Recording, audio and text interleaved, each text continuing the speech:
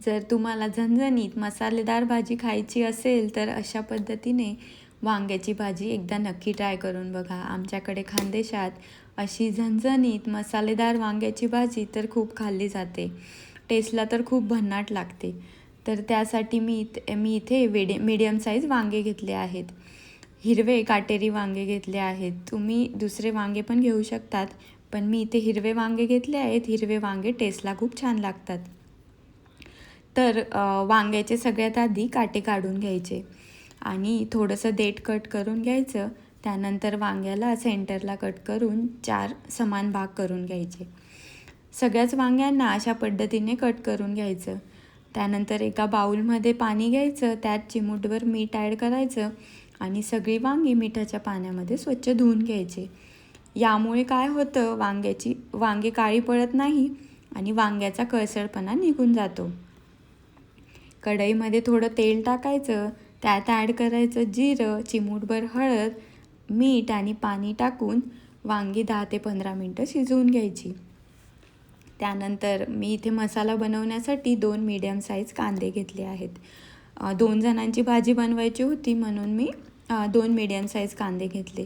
तुम्हाला जास्त क्वांटिटीमध्ये बनवायचे असेल तर तुम्ही कमी जास्त करू शकतात. त्यानंतर किसलेलं खोबरं, 5 ते 6 लसणाच्या पाकळ्या आणि कोथिंबीर घ्यायची. त्यानंतर कांदा तव्यावर लाल होईपर्यंत भाजून घ्यायचा.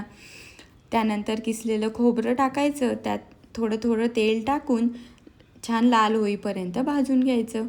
थोडी तिळही टाकायची, तीसुद्धा लाल होईपर्यंत भाजून घ्यायची.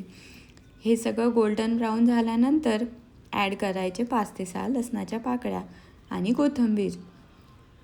त्यानंतर हे सगळं भाजल्यानंतर मिक्सरच्या जारमध्ये थोडं पाणी टाकून मसाला बारीक करून घ्यायचा. त्यानंतर कढईमध्ये तेल टाकायचं. तेल छान गरम झाल्यानंतर ॲड करायचं चिमूटभर बाजरीचं पीठ. बाजरीचं पीठ नसेल तर तुम्ही डाळीचं पीठही घेऊ शकतात. पिठाने काय होतं की भाजीला घट्टपणा येतो आणि टेस्टलाही खूप छान लागते. पीठ चांगलं लालसर होईपर्यंत तळून घ्यायचं. त्यानंतर त्यात ॲड करायचा 1 चमचा काळा मसाला, हळद, धने पावडर आणि फ्रेशली प्रिपेअर मसाला. मसाले छान तेल सुटेपर्यंत तळून घ्यायचे. त्यानंतर त्यात ॲड करायचं थोडंसं मीठ. मसाल्यातही मीठ ॲड करायचं. मीठ ॲड केल्याने भाजीला टेस्ट खूप छान येते.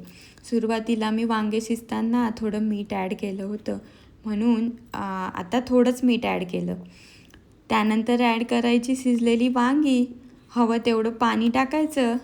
तुम्हाला जसं कमी जास्त पाणी टाकायचं असेल ते तुम्ही करू शकतात आणि 10 मिनटे शिजू द्यायची. छान तेल सुटेपर्यंत भाजी शिजू द्यायची. शेवटी टाकायची भरपूर अशी कोथिंबीर आणि लगेचच गरमागरम सर्व करा. ही भाजी तुम्ही बाजरीची भाकरी, पोळी, भात कशासोबतही खाऊ शकतात. खूप टेस्टी लागते आणि बघूनच तोंडाला पाणी सुटते. एकदा नक्की ट्राय करून बघा. एन्जॉय. Bye bye.